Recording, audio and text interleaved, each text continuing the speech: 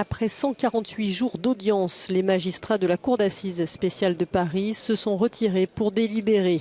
Le procès des attentats du 13 novembre touche à sa fin. Le verdict est attendu mercredi en fin de journée. Comme le veut la procédure, les 14 accusés présents devant la Cour ont une dernière fois la parole ce lundi. Parmi eux, Salah Abdeslam, le seul membre encore en vie des commandos qui ont fait 130 morts et des centaines de blessés à Paris et Saint-Denis. Il a réitéré ses excuses aux victimes. « Si vous me condamnez pour assassinat, vous commettrez une injustice », a-t-il aussi lancé.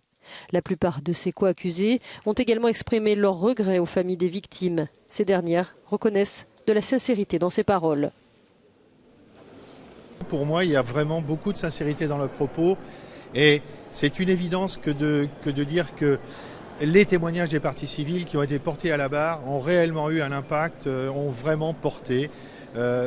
Tous l'ont dit, tous ont dit leur émotion, ont remercié les parties civiles, ont présenté des excuses et pour moi, je ne suspecte pas l'insincérité pour la totalité de ceux qui l'ont exprimé. La fin, c'est une certaine impatience. C'est long, on a mis notre vie en suspens pendant 10 mois, on a essayé de sortir intact de ça. Moi j'ai mis 6 ans à sortir du Bataclan, j'y suis retourné pendant 10 mois. Voilà, il a fallu le faire, maintenant on est vraiment impatient que ça s'arrête.